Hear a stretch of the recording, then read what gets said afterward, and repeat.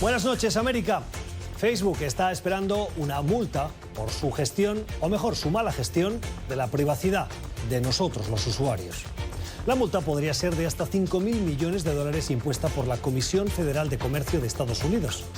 La autoridad asegura que la compañía tecnológica no nos protegió al permitir que nuestra información fuera recogida sin preguntarnos por Cambridge Analytica, la consultora política que creó perfiles de votantes para la campaña de Trump del 2016.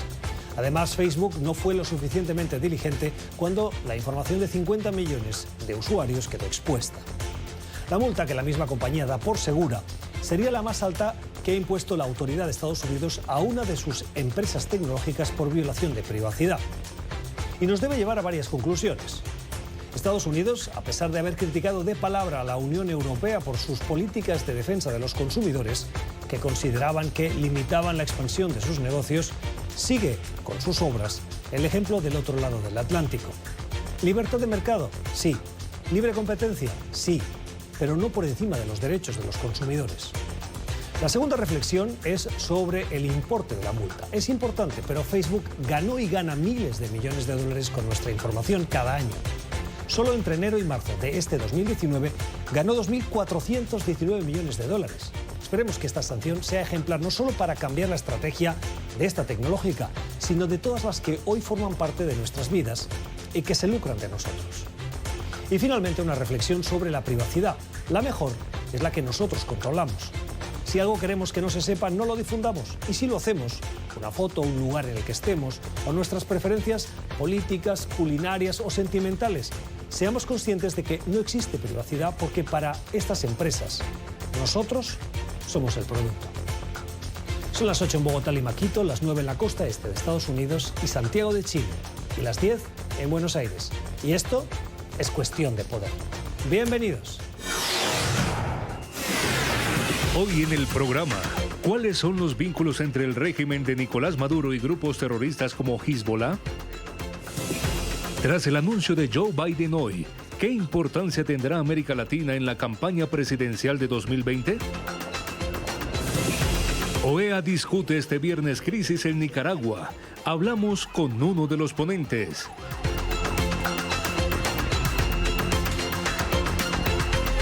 Victory is winning for our country. Hoy comienza un cambio de régimen político. Desde nuestros estudios en Washington, la opinión, el análisis y las voces que nos ayudan a comprender nuestro mundo. Es cuestión de querer, es cuestión de poder.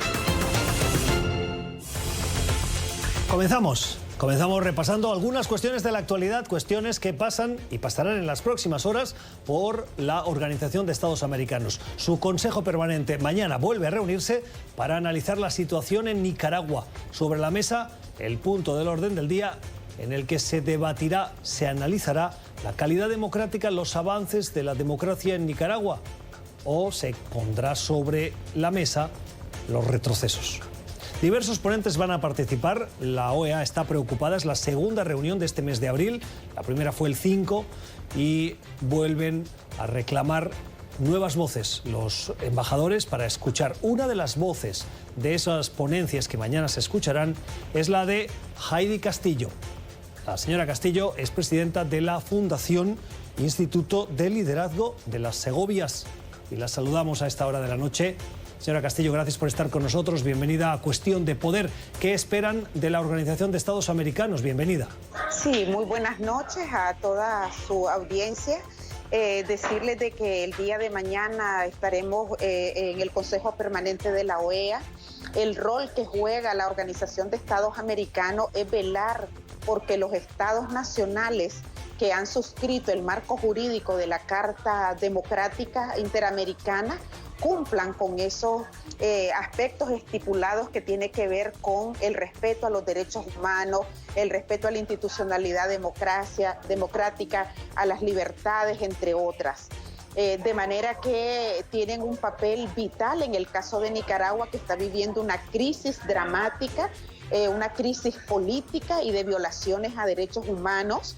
De manera que nosotras como nicaragüenses como Unidad Nacional Azul y Blanco, lo que estamos demandando es que el Consejo Permanente de la OEA aplique la Carta Democrática a Nicaragua y que podamos nosotros declarar este gobierno ilegítimo porque ha cometido también crímenes de lesa humanidad y poder dar paso pues a un Estado democrático en Nicaragua con la celebración de elecciones adelantadas y, de ser posible, pues la renuncia de la pareja presidencial. El diálogo en Nicaragua, con altos y bajos, se ha mantenido, pero no ha dado resultados. ¿Cree usted que la oposición debe mantenerse en esa mesa de negociación?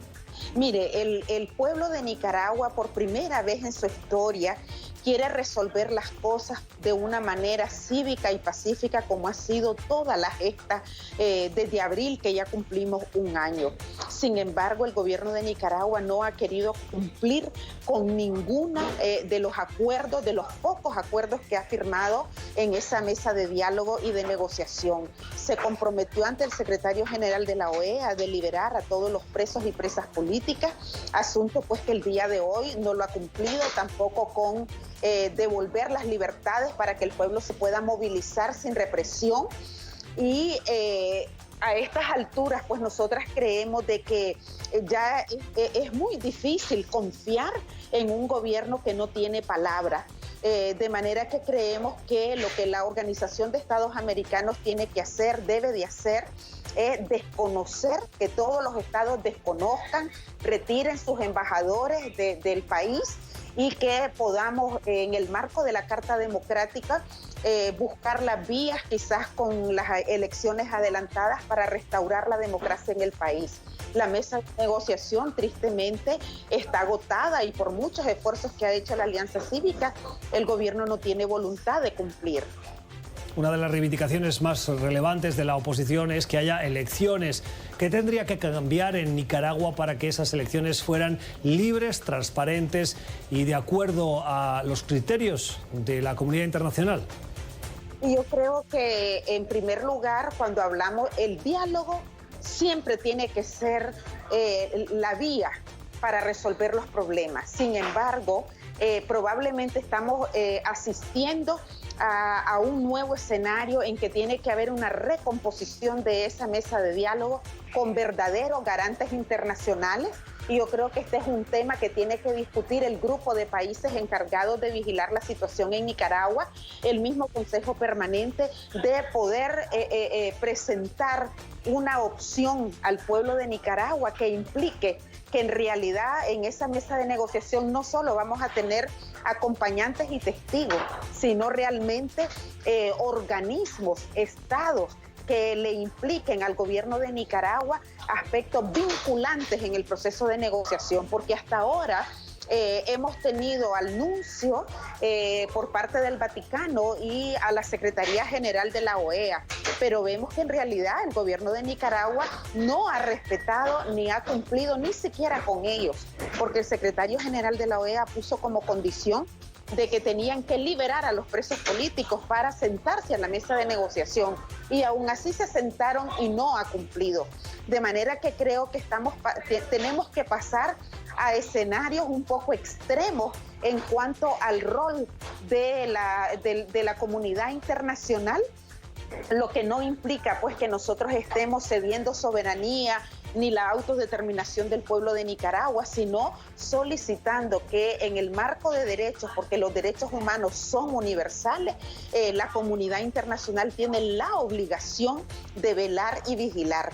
Creo de que estamos ante un escenario quizás bastante nuevo en el mundo, en donde una dictadura sobrepasa el marco de derechos, y probablemente la comunidad internacional tenga que hacer ajustes también para poder estar a la altura de las demandas de un pueblo que ha sido totalmente avasallado por su mismo gobierno, y que en vez de preservar su seguridad, de cuidarlo, de velar por el bienestar de su ciudadanía, ha sido todo lo contrario, sino que en este momento en el país nadie tiene garantía, rompió todo el orden constitucional, y por tanto es que nosotras consideramos que este gobierno debe declararse ilegítimo por parte de todos los estados.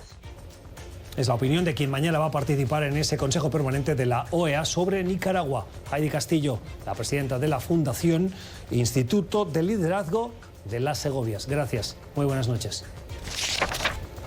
Otras cuestiones de la actualidad. En Estados Unidos preocupa y mucho el brote de sarampión. Estamos con las cifras en lo que llevamos de 2019 más altas en 25 años.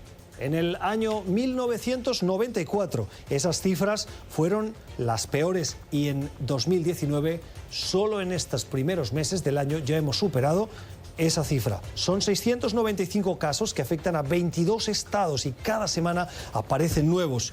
En el 2014 hubo un repunte importante que se controló en los años siguientes, pero este 2019 las cosas pintan muy mal. ¿Cuáles son los elementos que llevan a que estas cifras sean tan altas? Fundamentalmente, la creencia cada vez más extendida y no confirmada por la ciencia de que la vacuna del sarampión tiene alguna relación con el autismo, y los padres, por prudencia, por miedo y por desconocimiento, ignorancia podríamos decir, prefieren no vacunar a sus hijos, y el remedio es peor que la enfermedad. Miren lo que está pasando en sociedades desarrolladas. Los datos son de UNICEF. Entre el 2010 y el 2017, más de 2,5 millones de niños no fueron vacunados cuando tenían que haberlo sido en Estados Unidos. Y la cifra es 4 veces más alta que el siguiente país desarrollado, Francia. Y a partir de ahí, Reino Unido, Argentina, Italia, Japón, Canadá, Alemania, Australia y Chile. Las cifras en estos países, si bien nada tienen que ver con las de Estados Unidos, son igualmente alarmantes. Vamos a saludar al doctor Tapia, es médico general.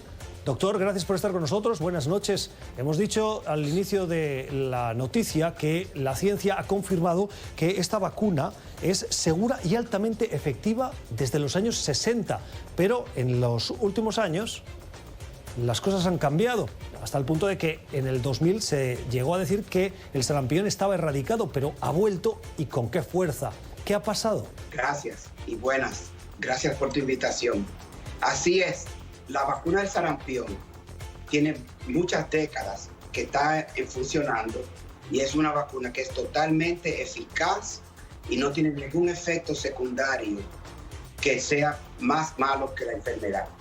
La vacuna del sarampión se está aplicando a los niños desde el primer año de edad hasta y después una segunda dosis a los 4 años de edad. Ya en el hemisferio norte, en Estados Unidos, se había erradicado la enfermedad en el año 2000. Lo que estamos viendo es nuevos casos que usualmente vienen por personas que no han sido vacunadas, son residentes en Estados Unidos, viajan a Europa o al África o en otros países de Latinoamérica y regresan a los Estados Unidos infectados. Asimismo, también estamos viendo un brote, especialmente en la ciudad de Nueva York, entre las comunidades judías ortodoxas, en la cual muchos no creen en las vacunas y por tanto no se vacunan con la vacuna de sarampión y llegan a padecer esta enfermedad. Sabemos que el sarampión es una enfermedad grave, altamente contagiosa, que se puede transmitir de persona a persona mediante el estornudo o cuando la persona está tosiendo, la persona enferma. El sarampión también puede llevar a graves complicaciones de salud, como es la pulmonía, inflamación del cerebro y hasta puede causar la muerte. Y el sarampión es una enfermedad que es más común en personas con algunas enfermedades crónicas y también en personas de edad avanzada y también en los niños. Y puede ser especialmente peligrosa en mujeres embarazadas, ya que puede afectar el crecimiento de la criatura o causar un parto prematuro.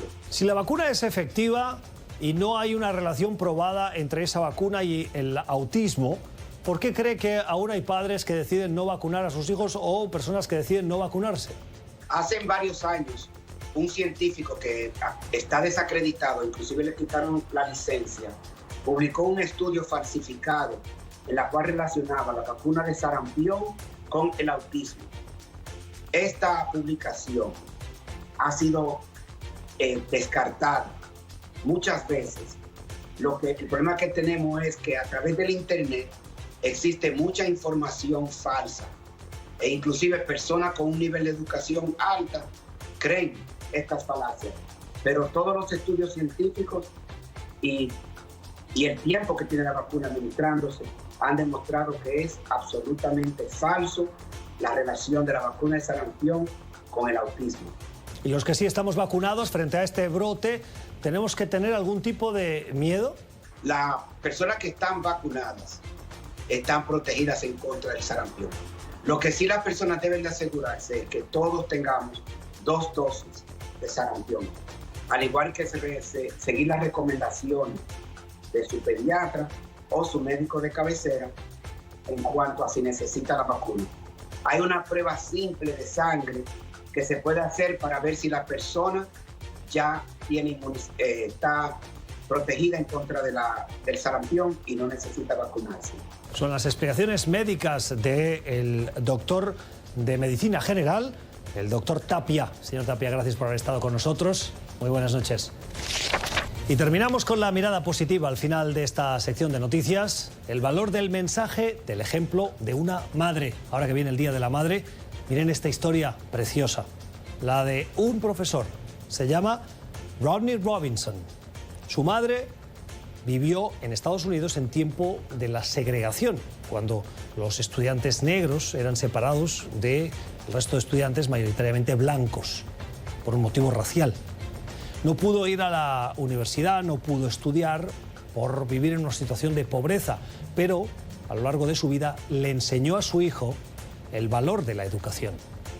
Para honrar a su madre, Rodney Robinson decidió hacerse maestro, y no solo eso, sino que da clases en el Centro de Detención Juvenil de Richmond, en Virginia, por su compromiso con una comunidad juvenil especialmente en conflicto, mayoritariamente afroamericana, en ese centro. Pues bien, Rodney Robinson acaba de ser elegido el docente del año en Estados Unidos por ese compromiso para empoderar a los alumnos, para hacerles ver la importancia de influir en sus comunidades para cambiar las cosas. Felicitaciones, su ejemplo nos inspira a todos. Ya regresamos. Ya son 20 los candidatos, los aspirantes demócratas a conseguir la nominación para hacerle frente a Donald Trump en las elecciones del 2020. Va a ser una larga y difícil, disputada carrera de primarias en el Partido Demócrata. En las últimas horas, Joe Biden ha dado ese paso. Muchos lo esperaban, lo hemos explicado en reiteradas ocasiones. Ayer hacíamos el análisis. Hoy hemos invitado a quien ha trabajado con él. Ha sido asesor para la política de América Latina durante sus años como vicepresidente de Estados Unidos bajo la dirección, la presidencia de Barack Obama. Es Juan González. Juan, buenas noches.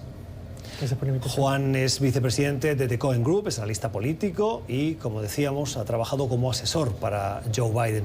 Juan, ¿por qué Joe Biden es un candidato distinto a los 19 restantes? Creo que es el candidato que todo el mundo ha estado esperando, ¿no? El anuncio de hoy fue algo que fue muy bien recibido por el Partido Demócrata, personas muy respetadas en el ámbito internacional, y aún hasta republicanos han aplaudido la candidatura del vicepresidente Biden. Ahora, cuando uno ve los 20 candidatos, yo creo que 2 cosas van a pasar. En primer lugar, esa lista de 20 yo creo que rápidamente se va a reducir a tal vez unos 5 o 6 que serán, ahí comenzará la competencia de verdad. Y la personalidad del vicepresidente es una en donde él sabe que el voto progresista, por decir, que es de más hacia la izquierda, ese lo tiene, Bernie Sanders tiene el 80% de ese voto. Y los demás candidatos están peleando por ese 20%, y eso se ve por las políticas que están proponiendo. Joe Biden es alguien que él está enfocado en trabajar sin importar del partido político de uno, sea republicano o demócrata, por el bien de la clase media. Tiene una historia bastante larga en apoyar el movimiento laboral en los Estados Unidos, tiene una gran experiencia en el ámbito internacional, y cada vez que el presidente Obama tenía problemas en el Congreso, mandaba al vicepresidente Biden porque él podía Y así consiguió él el apoyo para Centroamérica. Él trabajó con los republicanos y con los demócratas para conseguir ese consenso. Ese es el tipo de presidente que necesitamos en este país. Trump ha dicho hoy que es Sleepy Joe, el Joe medio dormido, medio adormecido. Bueno, te digo, yo he viajado varias veces con el vicepresidente, incluso estuvimos en Colombia el año pasado y estuvimos trabajando desde las 7 de la mañana hasta, creo que terminamos a las 11:30 de la noche, yo muerto del cansancio y él seguía. Entonces, yo no sé qué come Biden, pero él es alguien que yo creo que si en cuanto a nivel de energía es una persona que tiene mucha juventud. Ayer hablábamos en el programa, Joe Biden es hombre, es blanco, es mayor, en casi 80 años, pero quien está energizando hoy el Partido Demócrata son las mujeres, son las minorías, son los jóvenes, son los liberales y ninguno de estos grupos podemos decir que Joe Biden pertenece y es la referencia para ellos. ¿Puede Biden, con su perfil, seducir a estos grupos que son los que realmente hoy están energizando ese Partido Demócrata? Definitivamente, yo creo que tiene mucho más que ver con carácter y propuestas. Él es alguien que siempre ha elevado el rol de la mujer a posiciones de liderazgo. En el equipo de campaña que él está formando, que es una lista que acaba de salir, uno ve que hay diversidad de género, hay diversidad étnica y racial, porque el punto de vista de él es, por ejemplo, en la comunidad latina, él no quiere que los latinos sean solo parte de la coalición electoral, sino de una coalición que ayude a gobernar el país, para que nuestros representantes y nuestros gobiernos se parezcan al resto del país, no sean solo hombres blancos. Yo creo que los intereses de él son unos que lo ayudan a él a conectar con cualquier persona, sin importar su política, su ideología, el color de su piel, y yo creo que eso lo va a ayudar bastante. En la última campaña electoral, México, para bien o para mal, se convirtió en uno de los elementos esenciales de la interrelación entre los políticos, los candidatos, particularmente Donald Trump con el resto, etc. En esta campaña electoral que viene y en las primarias demócratas, ¿América Latina va a tener algún espacio, alguna relevancia? Será central. Yo digo, en primer lugar, el tema fronterizo, porque tenemos a un presidente que usa el miedo y el odio para motivar a su base, y eso lo ha dirigido a la comunidad que ha emigrado a este país en búsqueda de oportunidad. Yo creo que eso va a ser, especialmente en los debates de primaria en junio, que van a ser en Miami, Latinoamérica va a ser una parte central. El segundo lugar es la política hacia Venezuela, en donde yo creo que muchas personas cometen el error de interpretar la retórica y el programa de sanciones del presidente Trump como una estrategia, pero ellos no han pensado mucho más allá, y yo creo que los demócratas van a querer ver cuáles son las propuestas en el tema de Venezuela, obviamente el tema de Cuba también, pero a los colombianos que han sido insultados por el presidente Trump también van a querer ver cuál candidato demócrata es el mejor para los intereses de la comunidad latina. ¿Cómo interpreta, a tenor de los posicionamientos y de las políticas del presidente Trump, que haya hispanos que se mantienen muy fieles al actual mandatario estadounidense? Bueno, yo creo que es porque el presidente ha jugado un juego político bastante eficiente en la Florida. Se tiene que reconocer que la maquinaria republicana en la Florida es mejor que la demócrata en este momento, y han tomado ventaja. Otra cosa, y hay que reconocerlo también, aunque sea el presidente Trump, el senador Rubio o en este momento el senador Rick Scott, ellos desde el inicio hicieron gestos hacia la comunidad latina. Rick Scott viajó a Puerto Rico 8 veces durante su campaña, salió inmediatamente con comerciales de campaña en español. Eso es efectivo, porque yo creo que para la comunidad latina uno no debe de solo contar con ellos, tiene uno que pedir su voto, y por eso de todos los candidatos demócratas en este momento, Joe Biden fue el único que lanzó un video también en español. Y yo creo que la postura de él en la campaña en el país va a ser no solo buscar la comunidad latina en la Florida, en Nevada, en México, sino en Minnesota, en New Hampshire, donde él vaya. Es algo que se está rodeando por liderazgo latino, afroamericano, varias mujeres para que él pueda conectar de una forma mejor con esas comunidades cuando salga a la campaña. ¿Comprende español Joe Biden?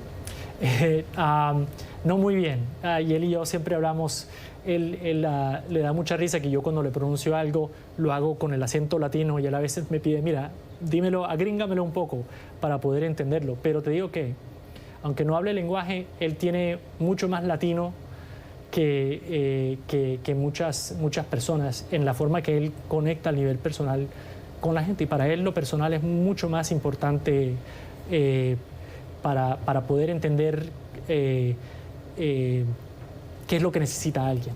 Él siempre conecta, habla por teléfono con la gente, se queda hablando con alguien por demasiado tiempo. Cuando yo trabajaba con él nos molestaba porque siempre llegaba tarde a sus reuniones, pero eso es porque él quiere hablar con cada persona con la que se encuentra. Una de las iniciativas que marcaron su gestión durante la vicepresidencia fue la de la apuesta por el Triángulo Norte.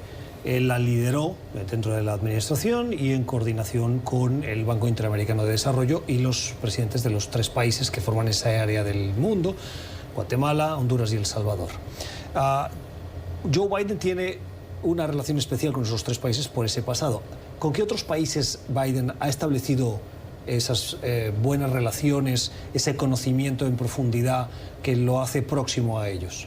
Pues cuando yo estaba con Biden, nosotros viajamos, tomamos 7 viajes a más de 8 países en Latinoamérica.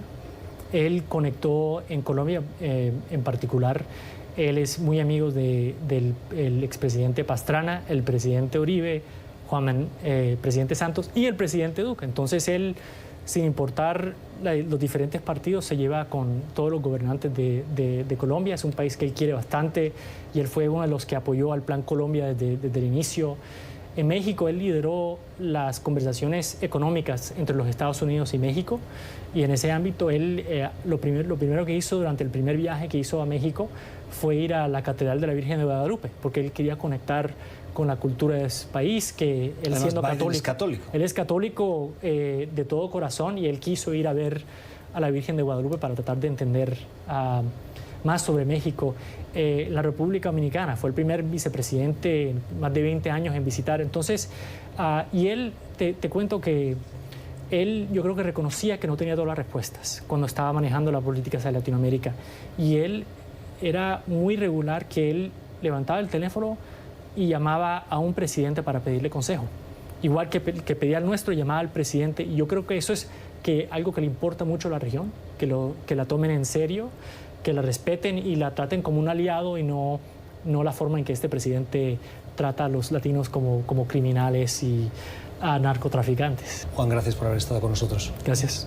Nosotros hacemos una pausa. Al volver vamos a hablar de grupos terroristas de Hezbollah y también de Venezuela. Estados Unidos ha ofrecido una recompensa de $10 millones a quien le garantice información. Los detalles a la vuelta. Tiempo para la entrevista en Cuestión de Poder. Hoy para hablar de organizaciones terroristas. La administración estadounidense acaba de ofrecer una millonaria recompensa. ¿Para qué? Para obtener información de las actividades, de la financiación, de las conexiones de una organización terrorista conocida como Hezbollah en América Latina y particularmente en Venezuela. El anuncio, que nos parece que ha pasado un poco desapercibido, busca fuentes de información sobre el terreno y particularmente sobre en Venezuela, de funcionarios, de personas que puedan conocer esas conexiones que hay entre Venezuela y esa organización terrorista que preocupa y mucho a la administración estadounidense. En las últimas horas, el Departamento del Tesoro hizo el anuncio y su secretario adjunto, subsecretario, dijo lo siguiente. La forma en que funciona el aparato para hacer dinero de Hezbollah, utilizando tanto el sector financiero formal como el informal, deja un rastro de papel transnacional que implica a decenas de individuos y empresas. Y en apoyo del programa de recompensas por la justicia de hoy, nuevamente, el gobierno de Estados Unidos busca cualquier y toda la información que nos ayude a descubrir estas actividades financieras y que nos lleve a una interrupción financiera. Esto incluye específicamente información sobre documentos de corporaciones y accionistas. Pagaremos los registros registros bancarios, los formularios de aduanas, las transacciones de bienes raíces y todo lo que evidencia el lavado de dinero o el contrabando de efectivo. El gobierno de los Estados Unidos está preparado para pagar por esta información y otorgaremos hasta 10 millones para clientes potenciales que resulten en una interrupción financiera, ya sea por parte de la aplicación de la ley, sanciones u otras acciones de cumplimiento de Estados Unidos. En paralelo a este anuncio, y a través del programa que tiene una vinculación directa con el Departamento de Estado, el Departamento de Justicia, que lleva por nombre Reward for Justice, o recompensas para que se haga justicia, se difundió esta imagen. La imagen de 3 personas que presuntamente estarían vinculadas a esa organización terrorista. En el estudio hoy nos acompaña Joseph Humire. El señor Humire es experto sobre actividad terrorista, sobre seguridad, es director ejecutivo del Centro para una Sociedad Libre y Segura. Joseph, ¿cómo estás? Buenas noches. Buenas noches, gracias. Gracias por estar con nosotros.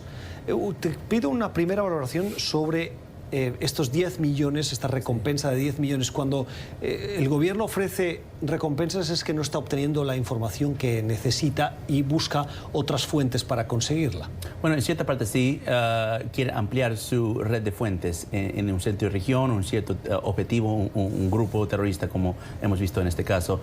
Mayormente es apuntado a funcionarios de otros países, principalmente funcionarios de aduanas, de puertos, aeropuertos y de bancos, que tienen no solamente conocimiento, pero tienen pruebas, tienen documentos, tienen nombres, tienen copias de pasaportes y cédulas, que esa es información que necesitan, porque muchas veces la inteligencia que se colecta en cualquier parte del mundo sobre estos grupos terroristas viene de fuentes humanas o fuentes técnicas, escuchas. Entonces tienes tal vez un audio o tienes un fuente que te dice, pero no tienes el documento, la prueba. Entonces necesitas el documento, la prueba para construir casos de justicia que puede llevar a detención. ¿Quiénes son esos 3 individuos que aparecen en ese cartel realizado por esta organización? Claro, mira, son 3 financistas a Hezbollah, muy conocidos. El que conozco yo mayor, porque yo sé que tiene actividades en América Latina, es Aram Tabaja.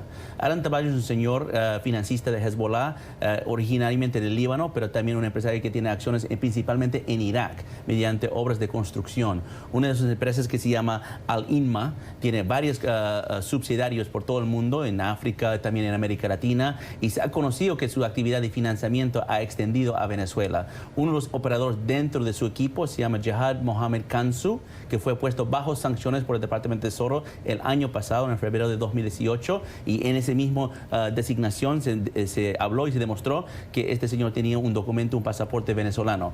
Que eso es una vieja esquema que hemos analizado mucho en mi centro. Porque ellos no son venezolanos. No son venezolanos. ¿De dónde son originariamente? De cualquier país del Medio Oriente. Pues, muchos obviamente son del Líbano, es de donde surge Hezbollah, pero Hezbollah tenía presencia en Siria, tiene presencia en Irak, tiene presencia hasta ahora en Yemen. Entonces vienen de diferentes partes y también hasta en África. Muchas veces en África Hezbollah tiene un esquema grande en países como Sierra Leone y Liberia para hacer esta forma de documentación a sus operadores. ¿Qué tipo de actividades preocupan a la administración estadounidense que realizan estos individuos y aquellos que están vinculados a Hezbollah? Mira, yo creo que hay una preocupación a nivel táctico, que es financiamiento de terrorismo. O sea, obviamente estos financistas están recaudando mucho dinero usando empresas de cobertura y usando sus empresas de cobertura para, 1, lavar dinero que viene de fuente ilícito como narcotráfico, y 2, construir dinero para recaudar para la guerra de Hezbollah en el Medio Oriente y en otras partes del mundo. Eso es uno. Pero a nivel estratégico creo que tiene una preocupación mayor, que Hezbollah es uno de los grupos irregulares, tal vez uno de los más potentes,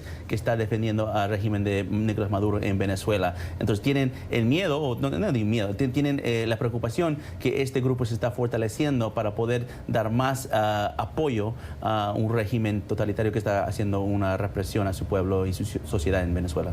El libro Boomerang Chávez describe que en el año 2007 Nicolás Maduro, hoy presidente o considerado el líder del chavismo, entonces canciller de Venezuela, se reunió con el líder de Hezbollah, Hassan Nasrallah, en Damasco. Correcto. Esto es del año 2007. Sí. ¿Por qué le interesaba al chavismo entonces extenderle la mano a Hezbollah y por qué le interesa ahora mantener esa relación? Mira, Había una relación con Hezbollah hasta antes de esa reunión de 2007. Y yo creo que esa reunión lo que significa, según el libro y según las fuentes de ese libro, es de una puerta de apertura donde esa relación, que era muy informal en grupos fuera de Estado, digamos, que están operando, a formalizar esa relación a nivel de Estado. Hezbollah no es un gobierno. Tiene un partido político que tiene representación en el Parlamento libanés, sin embargo opera como un gobierno. Tiene su propio servicio de inteligencia, su servicio militar, sus parlamentarios, sus diplomáticos. ¿Y qué buscaba Venezuela o el chavismo? Y yo creo que formalizar una relación con Hezbollah para precisamente momentos como ahora, para poder respaldar al régimen de Venezuela en cambio de apoyo logístico. Es un poco la extensión de Siria, por eso creo que se hicieron las reuniones en Siria. ¿Por qué Hezbollah respalda al gobierno de Bashar al-Assad? Es porque es el puente logístico terreno entre Líbano, su país de origen, y Irán, su proveedor más grande y originario del partido de Hezbollah. Entonces, ¿qué representa Venezuela para ellos? Es su puente logístico aéreo para sus actividades en el hemisferio occidental, donde tienen grandes actividades en nivel de narcotráfico, financiamiento ilícito, que todo les apoya a su poder. Entonces yo creo que ese acuerdo se llegó. Ustedes nos apoyan en nivel de protección y conocimiento y nosotros abrimos este espacio logístico para que sigan operando en América Latina. Esto en el 2007. Hoy, Sí. ¿en qué se materializa esa relación? Mira, hoy se materializa yo creo que en varias cosas, pero por lo menos se ha apuntado en dos cosas. Uno es en la documentación. Esa es una preocupación que se ha ido revelando en los medios por mucho tiempo, de que el gobierno de Venezuela ha aportado documentación de Estado, pasaportes, cédulas, a presuntos miembros de Hezbollah. Eso es una preocupación mayor porque hace fantasmas a estos presuntos operadores de Hezbollah, porque una persona puede ni siquiera pisar Venezuela y andar por Europa, andar por América Latina y decir que es venezolano. Eso es una preocupación. ¿Y qué gana Maduro? ¿Cómo? ¿Qué gana Maduro? Eso mismo, el apoyo. ¿Hoy sigue necesitando el mismo apoyo que en el 2007? Yo creo que en 2007 se prepararon para este momento donde él va a necesitar este apoyo, porque si este conflicto en Venezuela, si llega a tener una guerra civil y digamos las Fuerzas Armadas se van a respaldar al presidente interino Juan Guaidó, él tiene Hezbollah y otros grupos irregulares para hacer un choque contra esa fuerza. ¿Y hoy la presencia militar de Hezbollah en Venezuela cuál es? Yo no creo que yo no voy a decir que sí o no, que no conozco si hay una presencia militar de Hezbollah, pero hay una grande cantidad de financistas, operadores y otros miembros subversivos de inteligencia, digamos, de Hezbollah operando así en Venezuela. Cuando esos operadores entran, mayormente es para preparar el campo de batalla por operaciones en el futuro. Entonces yo creo que ya existe esto en Venezuela, ya ha existido por mucho tiempo, desde 2007 se han ido formalizando estos nexos. Entonces próximamente, lo mismo que se vio en Siria, primero entraron esos operadores clandestinos y después entraron los ejércitos de Hezbollah para defender el régimen de Bashar al-Assad. Entonces yo creo que se puede preparar esto para Venezuela también. ¿Qué es más importante para Maduro? ¿La presencia y la cobertura que le ofrece el régimen cubano o el apoyo y cobertura que recibe de Hezbollah? Yo creo que los dos. Yo creo que en este momento yo creo que necesita todo ese tipo de apoyo, porque si no fuera por estas alianzas internacionales que él ha ido construyendo mediante el líder fallecido Hugo Chávez desde mucho tiempo atrás, si no fuera por estas alianzas internacionales estaría fuera de poder. Okay, no tiene ningún respaldo, no tiene ningún poder. Su poder no viene de su fuerza militar y nunca ha venido de su fuerza militar. Su poder viene de sus alianzas internacionales con países que son antiestadounidenses o con grupos irregulares, criminales y terroristas que él ha podido apoyar de una forma u otra. Entonces yo creo que depende ahora de esta alianza y lo está fortaleciendo. Usted solo me está hablando de Hezbollah como una organización que le apoya logísticamente, tácticamente y en un escenario de agresión militar. Los ciudadanos en América Latina tienen que temer también esa presencia de Hezbollah como organización terrorista al uso que conocemos habitualmente, es decir, que ponen bombas, que cometen asesinatos. ¿Tiene también esa presencia y esas actividades Hezbollah hoy? Hezbollah hace muchas cosas. Hezbollah obviamente es un grupo terrorista que hace atentados y hizo atentados en América Latina. En la mía, que en este propio julio vamos a reconocer el 25 aniversario de ese atentado 94 en Argentina. Entonces, hace estos tipos de atentados, pero también hace... ¿Ha habido otros, además de ese? Atentados, no, pero complots varios. Más bien, había un complot grande en Perú en 2014, donde un señor de Hezbollah, un operador terrorista, entró a Perú para hacer un complot para una acción terrorista que no realizó, pero cuando las autoridades peruanas le arrestaron, le encontraron con nitroglicerina por toda su mano izquierda y su apartamento, varias fotos de reconocimiento, varios documentos fraudulentos, y este señor ahora es reconocido que la persona que lo manejaba es un operador de Hezbollah de alto rango que se llama Samuel Salman Herrera. Ese nombre es importante que tu audiencia en América Latina lo conoce porque es de origen colombiano. Es un señor colombiano, nacido en Colombia, de San Andrés, Colombia, que es ahora el número 3 operador del brazo del exterior de Hezbollah. Es una persona de peso. ¿Cuál es la presencia de Hezbollah fuera de Venezuela hoy en América Latina? No, es enorme, es grande. Si hablas con la DEA, si hablas con el Departamento de Justicia... ¿Pero qué quiere decir? Ayúdenos a dimensionar esa grandeza. Yo creo que hay que calificar esto cuando digo grande, no me refiero en términos de números, no me refiero que hay, digamos, cientos de miles de Hezbollah operando por toda América Latina. Grande en potencia, porque no es tanto la cantidad de miembros que están o cantidad de personas que están en América Latina, es la calidad de cuáles son sus capacidades, ¿no? Míralo como la Fuerza Especial de Estados Unidos, ¿no? La Fuerza Especial de Estados Unidos es más reducida de una fuerza convencional, pero tiene más capacidad y puede hacer más cosas. Hezbollah es como la Fuerza Especial de Irán. O sea, ellos entran a unos países, conocen la comunidad, la sociedad, se infiltran en esa comunidad y sociedad, construyen vínculos políticos, económicos y usan esas ventajas para poder mover la política de un país de una forma clandestina con el país ni siquiera a veces sabe. ¿Qué país o qué países tenemos que estar más preocupados? Sabemos que Venezuela es probablemente el primero de esa lista. Mire, yo creo que los países que están dentro de la Alianza Bolivariana han hecho parecido a Venezuela, una alianza estratégica con Irán y por extensión también con sus grupos. ¿Nicaragua también? Nicaragua también, Bolivia también, Cuba también. Fuera de allá, yo creo que los países que están alrededor de tipo frontera, Paraguay, Argentina y Brasil, tienen también alta presencia porque ese es uno de los orígenes de la comunidad libanesa en América Latina y por extensión es donde Hezbollah se centró sus operaciones de ya más que 30 años. Entonces, esos países yo remarcaría, pero en realidad te digo, con toda honestidad, yo estoy mirando esto ya una década, con mucho cuidado y con mucha colaboración con otros gobiernos, están en todos los países de América Latina. No hay un país que falta donde Hezbollah no tiene una operación y operadores o financistas que están operando. Las explicaciones hoy de Joseph Humire, director ejecutivo del Centro para una Sociedad Libre y Segura. Señor Humire, gracias por haber estado con nosotros. Gracias. Volverá, seguro, porque seguramente nos interesan mucho estos temas. Vamos a la pausa. Al volver, nos vamos a la sección cultural. ¿Quieren saber de qué va hoy? Ya regresamos. Tiempo para la cultura, en cuestión de poder, para escuchar la recomendación que hoy nos llega de la mano de Valeria Massarelli. Valeria, ¿cómo estás? Buenas noches. Buenas noches, Gustavo. ¿Qué nos propones hoy?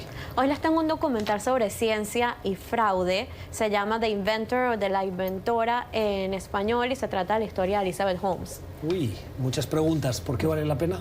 Vale la pena primero porque me parece que es una historia interesantísima y segundo porque es un tema del que vamos a estar hablando mucho, ya que fueron aprobados una película protagonizada por Jennifer Lawrence de ella y una serie de televisión también. ¿Quién es ella?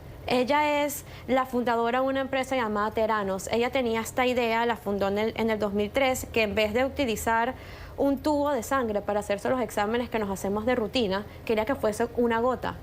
Entonces, o sea, cuando vas a sacarte sangre que te pinchan y te llenan el tubito ese. Sí, ella quería hacerlo ¿Con todo una gota? a través de una gota. Wow. Sí, maravilloso.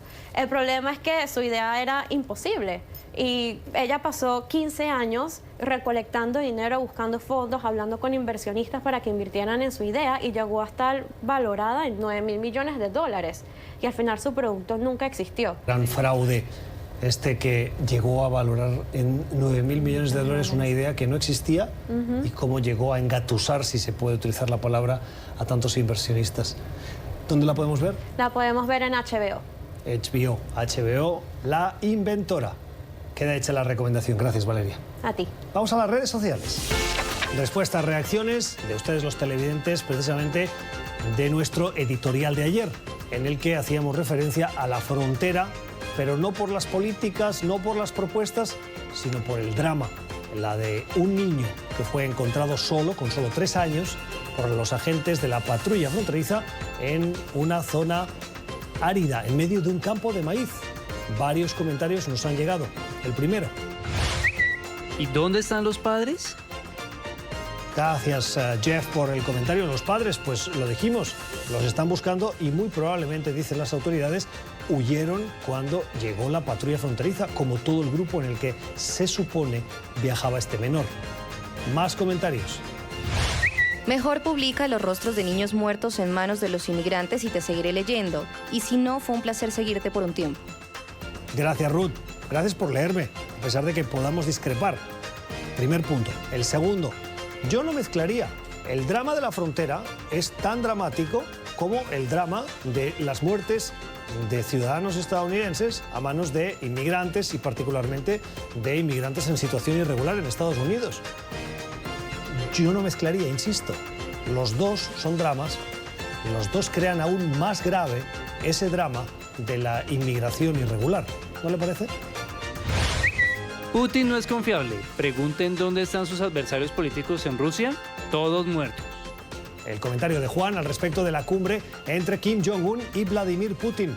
Sí, Putin no es confiable y es cierto. La oposición, cada vez que ha intentado organizarse, ha tenido que lidiar con un Vladimir Putin que se parece más a un tirano que a un demócrata. Así terminamos hoy. Gracias por habernos escogido, por la generosidad de su tiempo. Espero que hayan aprendido un poquito más de los expertos que nos han acompañado.